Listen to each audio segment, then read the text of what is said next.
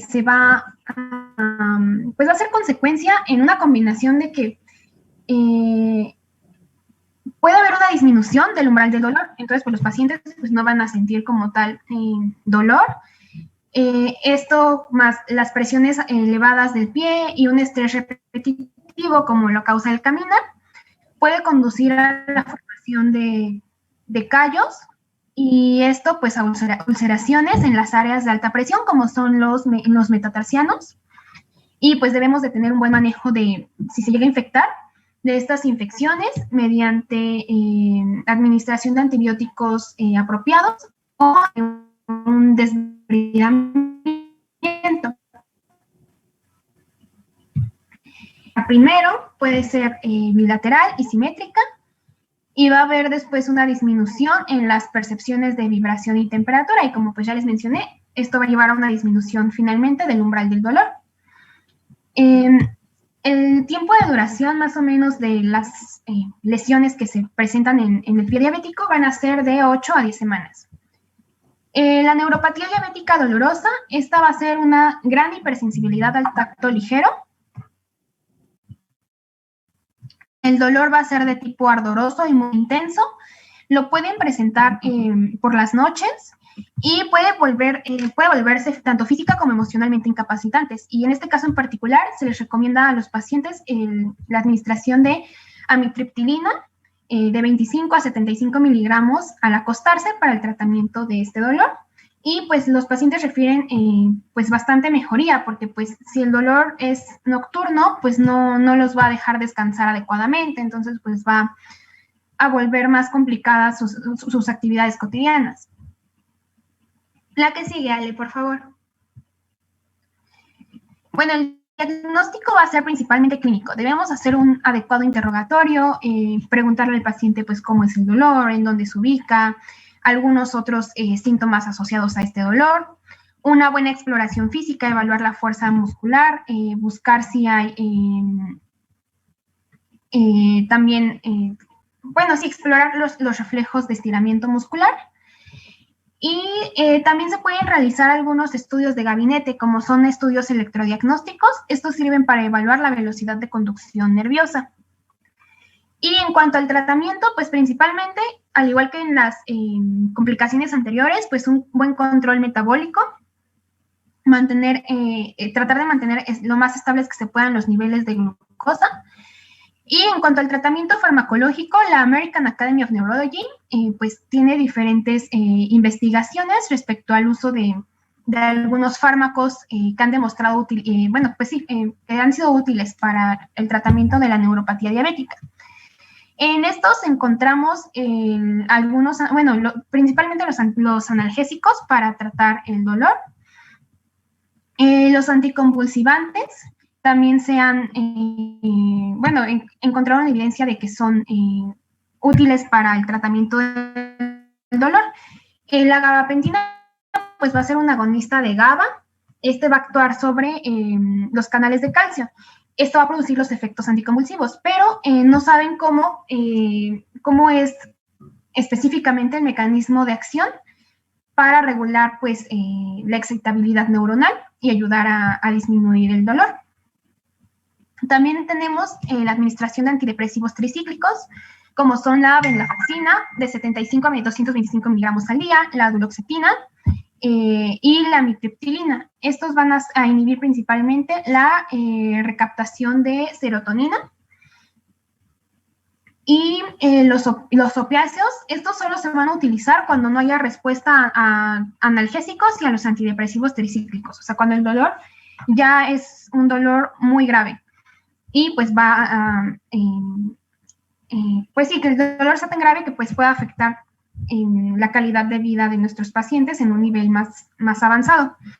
Los principales opiáceos que se administran es el dextrometorfano de 400 miligramos al día y tramadol de 210 miligramos al día. Además de estos fármacos, pues también tenemos fármacos de aplicación tópica, aunque pues su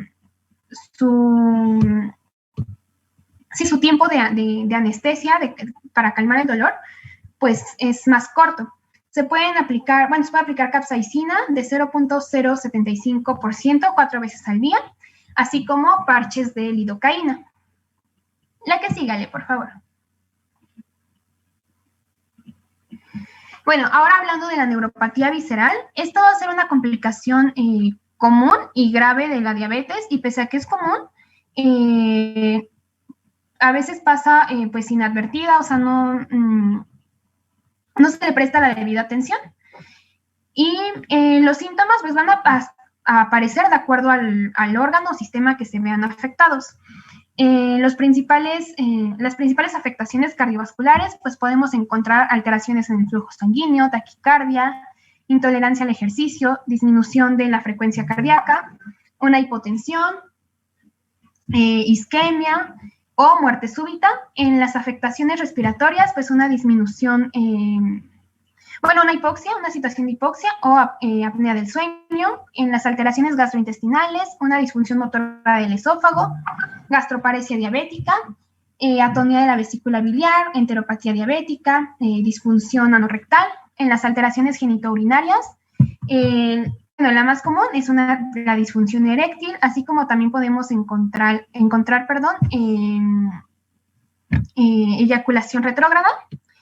Y en las oftalmológicas podemos encontrar disminución de la respuesta pupilar a la oscuridad, alteraciones en la piel también como la diaforesis postprandial y alteraciones metabólicas como situaciones de hipoglucemia.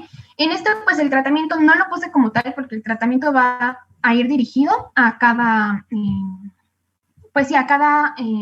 anormalidad que podamos encontrar.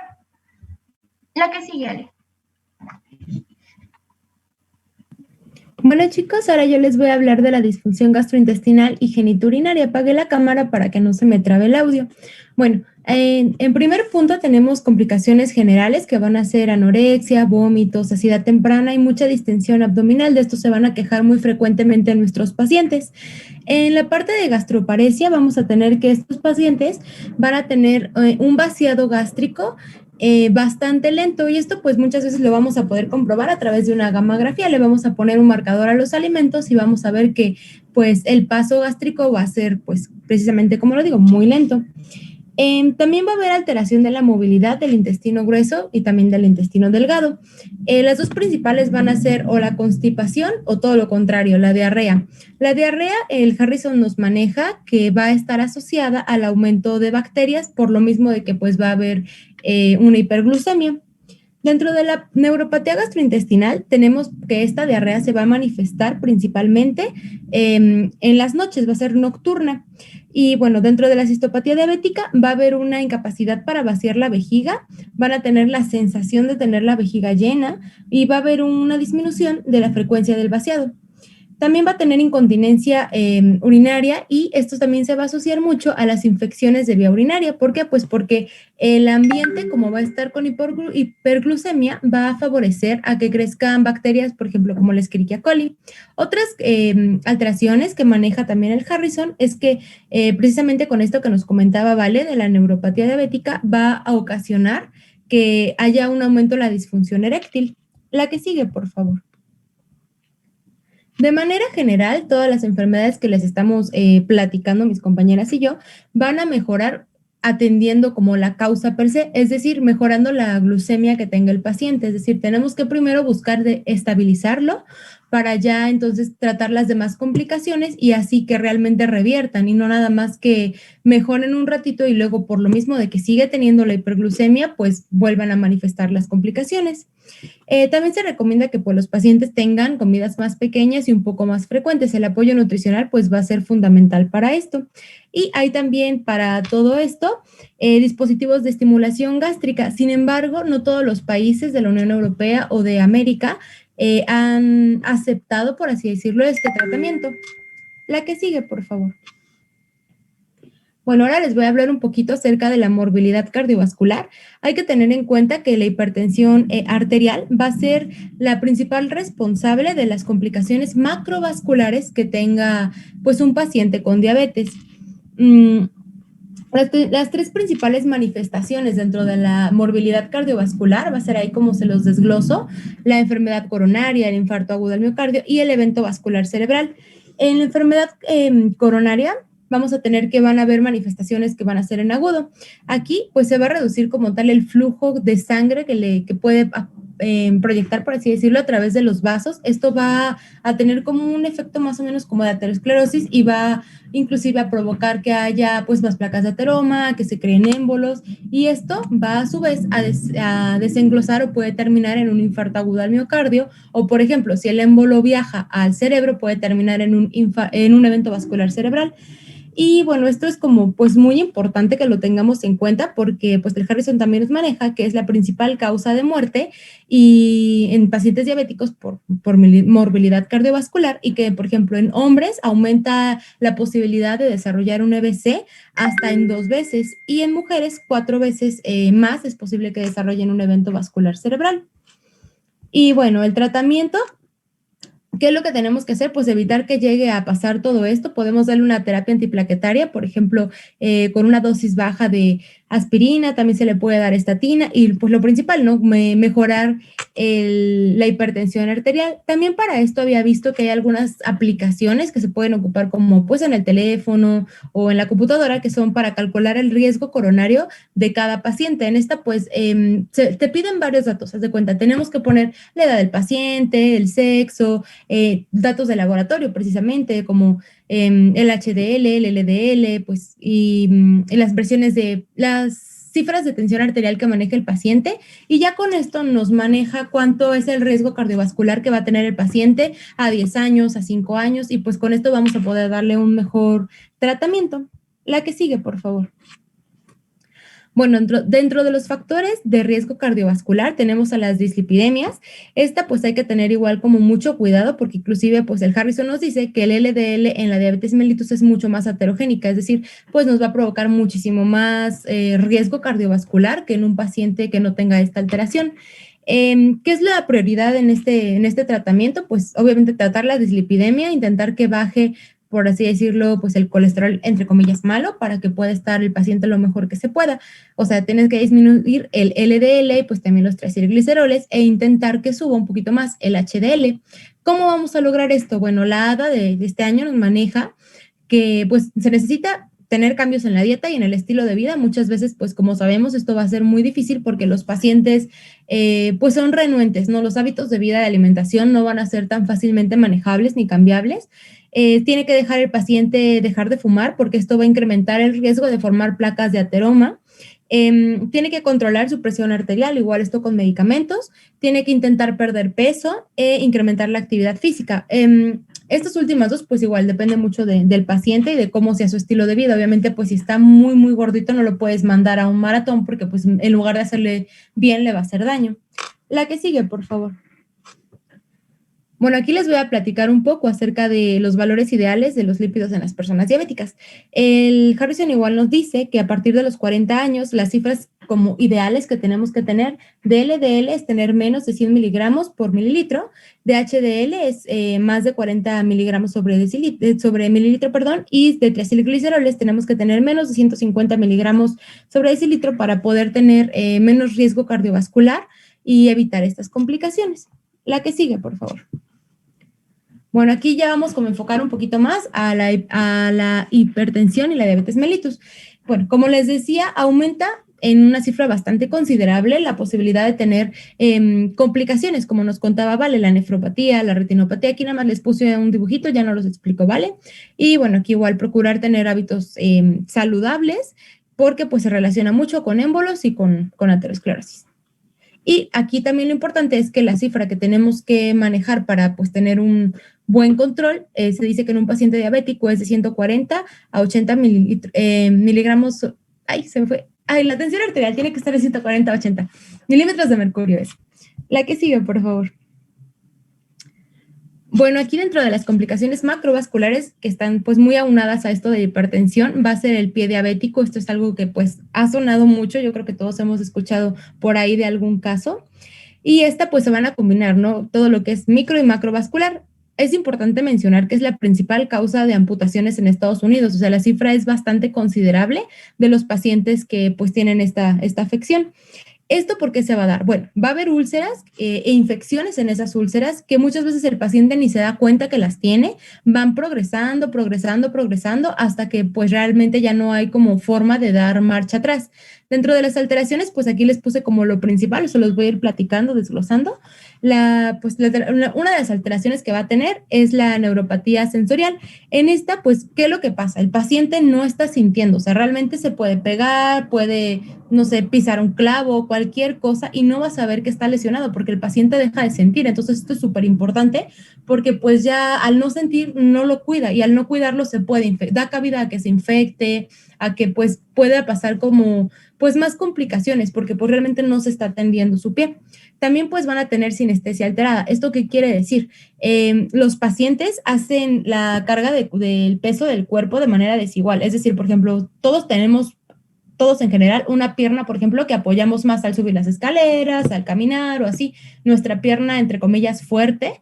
Esto igual por los pacientes diabéticos lo van a tener un poco hasta más acentuado. Entonces, al recargar un poco más de peso en una extremidad que en la otra, va a ocasionar que tenga pues más fricción con el medio y también esto va a ocasionar que haya un aumento pues en callos, en úlceras, que igual van a estar con propensas a infectarse porque el paciente no se va a dar cuenta, no va a tener dolor, no va a tener pues nada de esto. También dentro de la neuropatía motora, van a ver pues cambios estructurales realmente de lo que es el pie. Ahorita les voy a compartir una imagen. Por ejemplo, el dedo en martillo, ahorita les voy a enseñar cómo se ve, pues literalmente como si fuera un martillito el dedo, o también el dedo en garra, que es, y también la articulación de Charcot. En este hay como múltiples traumatismos, de hecho el pie se ve pues, muy deformado, ahorita les voy a mostrar una imagen. Y por último tenemos a la neuropatía autónoma. En esta pues va a haber anhidriasis, el paciente pues no va a sudar con normalidad y va a haber alteración del flujo sanguíneo de manera superficial. Esto igual pues va a comprometer la extremidad porque no está perfundiendo de una manera adecuada. La que sigue, por favor.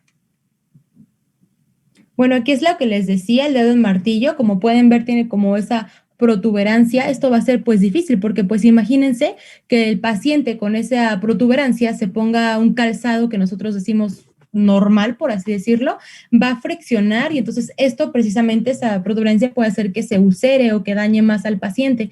Muchas veces también por eso recomiendan el uso de calcetines para pie diabético, zapatos para pie diabético, que le permitan al paciente tener realmente comodidad en su calzado y que sea amplio para que evite lastimarse. Ahorita al final les voy a dar unas recomendaciones de manera general que le tenemos que dar a nuestros pacientes. Y abajo les puse lo de la articulación de Charcot. Había leído que era como literalmente la destrucción progresiva y múltiple de la articulación y que afecta principalmente en pacientes diabéticos a lo que es el tobillo y el pie. La que sigue, por favor. Bueno, ahora les voy a hablar de esta escala, es la clasificación de pie diabético según Wagner, no sé cómo se pronuncia, pero así. Esta, que lo que nos va a indicar es una escala que solo tiene un enfoque unidimensional en el que únicamente se debe evaluar la profundidad de la afección de pie diabético que tenga. El 0 es como pues que está intacto, está bien el pie, de ahí el 1 hasta llegar al 5 va progresando la afección. La tablita pues ahí se las dejo. La que sigue, por favor. Y bueno, esta es la clasificación que realmente en nuestra práctica clínica más vamos a ocupar, que es la clasificación de la Universidad de Texas. ¿Por qué? Porque esta es realmente bidimensional. Entonces, no solamente vamos a ver la profundidad como en la de Wagner, que les acabo de mostrar, también vamos a ver, aparte de la profundidad, la infección o isquemia que presenta el paciente. Esto es muy importante porque gracias a esta vamos a ver realmente si un paciente pues necesita o no ser amputado. La que sigue, por favor. Bueno, ahora les voy a hablar acerca de lo que más ataca a lo que es el pie diabético. Bueno, vamos a tener que principalmente vamos a tener a los cocos gram positivos como el Staphylococcus aureus, el Streptococo A y B.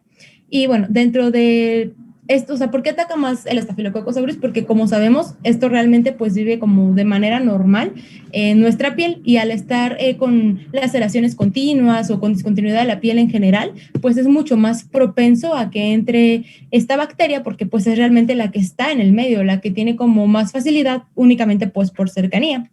La que siga, por favor.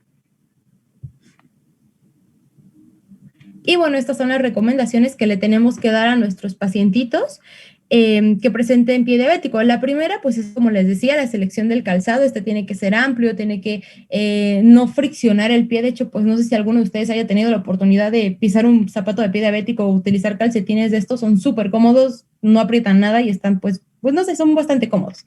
De ahí la segunda, pues es que tienen que tener una inspección diaria, tienen que revisarse los pies, porque pues aunque no lo sientan, hay que explicarles y hay que ser como, pues, enfatizar que pueden tener laceraciones o que se lastimen y que ni siquiera se den cuenta. Entonces ellos tienen que tener una inspección diaria para ver que no tengan ninguna úlcera, ninguna discontinuidad en la piel.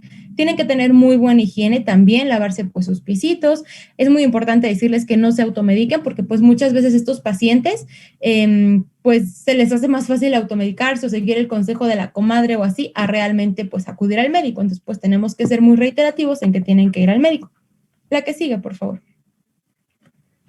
Y bueno, en general, otras manifestaciones que se tienen es que en sí la diabetes mellitus va a propiciar un estado de inmunocompromiso si no se cuida el paciente sus niveles de glucemia. Entonces, pues tenemos que ser como, pues muy enfáticos en que realmente se cuiden, pues, la glucemia y tomen el tratamiento adecuado. También, pues, otra manifestación que puede haber es la otitis externa, principalmente por Pseudomonas aeruginosa. Esta también se puede ir diseminando y ocasionar problemas, pues, mucho más complicados. Por ejemplo, puede pasar del oído externo al oído medio y del oído medio a través de su techo superior puede pasar al cerebro y esto va a propiciar que se disemine, ocasionando una meningitis. Y bueno, también puede haber otras afecciones como son en las vías urinarias por Escherichia coli y por Cándida, porque pues va a haber un ambiente propicio por lo mismo de que está la hiperglucemia. Esto también puede ocasionar, si sube como, pues por así decirlo, la infección, pielonefritis y también va a haber manifestaciones dérmicas como que pues puede haber pápulas pigmentadas o pápulas normales, puede haber placa eritematosa y vitiligo. Y la que sigue, por favor. De mi parte, eso sería todo.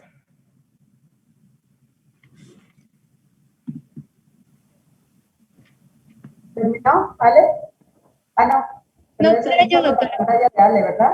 Sí, es la pantalla de Ale, pero era yo la que estaba hablando, solo que apagué mi cámara porque se me traba el audio. Muy bien. ¿Tienen alguna duda, chicos? A ver, doctora, algunas observaciones. En el tema de retinopatía, el tratamiento de elección tiene que ver con el grado de avance de la retinopatía, eso ya lo dijeron. Pero dependiendo de la lesión, pueden ser el hecho de tener un daño permanente a la retina o no, el seguimiento de todas las complicaciones. Primero, en el caso de los diabéticos tipo 1, una vez diagnosticados, los tenemos que evaluar a los 5 años del diagnóstico. Esto es fondo de ojo, depuración de creatinina, todas las evaluaciones de complicaciones tardías. Después de los primeros 5 años, los vamos a vigilar cada año, ¿sale? En el caso de los diabéticos tipo 2, los evaluamos desde el momento del diagnóstico. Hacemos fondo de ojo, hacemos depuración de creatinina, medimos microalbuminuria, medimos todas las constantes que ya comentaron ahorita sus compañeras, ¿sale? Y dependiendo de si son pacientes complicados o no, hacemos las revisiones cada 3 o cada 6 meses o nos vamos a cada año. Esto depende de la clasificación, tanto de la retinopatía como de la nefropatía. Y en el caso de la neuropatía, también es importante recordar, la neuropatía más común en el paciente diabético siempre va a ser la simétrica distal. No puse atención si pusieron una imagen, pero creo que no, de cómo abarca la neuropatía distal como si fuera en forma de calcetín y nos da esa distribución de la alteración en la sensibilidad, nos da una hipoestesia distal con esa distribución en ambas extremidades, ¿no? Por eso se llama en forma de calcetín y esa es la más común. En relación a los fármacos, por ahí es que no me acuerdo quién hablaba, pero nos pusieron fármacos de nefropatía y nos pusieron todos los fármacos que se usan para la diabetes. Bueno, en realidad La mayoría de esos fármacos se pueden utilizar, los hipoglucemiantes orales o los antidiabéticos orales, para decirlo mejor. En la mayoría de nuestros pacientes, sin embargo, siempre vamos a tener la limitación de la filtración glomerular. Eso lo van a encontrar en ese esquema de un artículo que mandé, donde viene una imagen con el límite en la depuración de cada fármaco. Es decir, en el caso de los inhibidores del cotransportador sodio-glucosa, esos medicamentos no se pueden utilizar si tenemos una depuración menor de 60 mililitros por minuto. Sin embargo, el uso de esos fármacos tempranamente, oportunamente, nos va a proteger del daño renal y del daño cardiovascular. Esos son los últimos resultados de los estudios que están vigentes hasta este momento, y ese grupo de fármacos, por ejemplo, aunque no los podemos utilizar en pacientes que ya tienen una depuración muy baja, una clasificación KDOQI o CARIGO, lo que quieran utilizar, muy abajo, nos pueden ayudar en etapas tempranas de la enfermedad a que el paciente no se vaya complicando cada vez más, ¿no? En el caso de los demás fármacos, la mayoría de ellos vamos a tener que ir limitando su uso, y el único que más o menos podemos utilizar hasta que nuestros pacientes tienen 30 de depuración es la metformina. Esa la podemos seguir utilizando todavía hasta que nuestros pacientes mantienen 30 mililitros, pero cuando ya bajó más allá de 30 mililitros, ya no son candidatos a la mayoría de los fármacos antidiabéticos. Y ahí tenemos que utilizar insulina.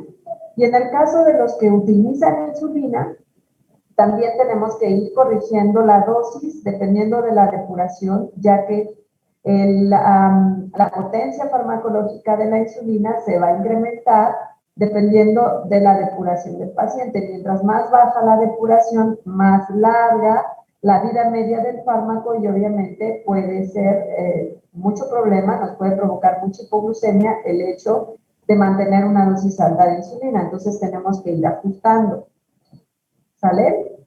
Y en el caso de déjenme pensar que tenía yo otra observación que hacerles. Que hay situaciones básicamente asociadas a neuropatía autonómica donde no vamos a poder dar un tratamiento formal, por ahí su compañera lo comentó. En el caso de la neuropatía visceral, tendremos que ir dando el tratamiento dependiendo de lo que el paciente tenga. Si tiene diarrea, le daremos antidiarreicos. Si tiene estreñimiento, tendremos que dar un tratamiento para eso. Hay pacientes que tienen neuropatía sudomotora, que es parte de la neuropatía visceral, y sudan demasiado después o durante el tiempo en el que están comiendo, más bien durante el tiempo en el que están comiendo, y eso es muy incómodo para ellos. Entonces, también es parte de las complicaciones, y es algo donde no podemos dar como tal un tratamiento bien establecido para esa complicación, ¿no? Creo que eran todas las observaciones que tenía que hacerles. Hablaron sobre los anti-VEGF para la retinopatía. ¿Quién va a dar ese tema? ¿Hay alguien que me va a dar ese tema en el trabajo que van a desarrollar? ¿Le tocó a alguien? ¿A quién le tocó?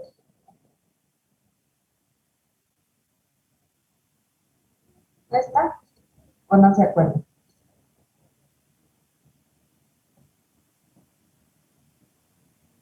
¿No? Creo que no está conectado. ¿Ya empezaron a desarrollar sus temas? Yo creo que no se acuerdan, doctora, porque somos todos, sí estamos todos. Exacto. ¿Ya empezaron a desarrollar sus temas? Todavía no, doctora. No. Vayan haciéndolo con calma, pero vayan haciéndolo. Hagan un pedacito aunque sea cada día, porque si no, les van a agarrar las prisas. Voy a desconectarme porque tengo junta por un tema ahí difícil de fármacos que están saliendo sin control. Y bueno, nosotros estamos en medio de ese proceso y nos están llamando para que hagamos nuestros comentarios de lo que está sucediendo. Entonces, voy a tener que terminar la sesión Y les pido una disculpa porque habíamos planeado hacer nuestro primer examen. No está pesado, no se estresen tanto, no está nada pesado. Y el plan justamente de fraccionar el temario para los exámenes es ese, que no se estresen demasiado para que lo hagan, o sea, no lo sientan así desde ahorita pesado, ¿sale? Mañana lo van a hacer bien. Ya nos pondremos de acuerdo con Aranza si al principio o al final de la conexión. Ustedes me avisan, pero sí una disculpa porque ahorita voy a tener que desconectarme. Y ya mañana continuamos con dislipidemia, ya terminamos todo el metabolismo intermedio y ya después empezamos con tiroides, paratiroides, suprarrenales, creo que es un poquito más rápido todavía. O sea, vamos bien en el tiempo del programa también para que no se estresen, pero sí vayan haciendo por favor su desarrollo del tema para que con calma me lo vayan enviando, ¿sale? Bueno, Sí. bye bye. Doctora, gracias. Gracias, Bye. doctora. Hasta luego, doctora.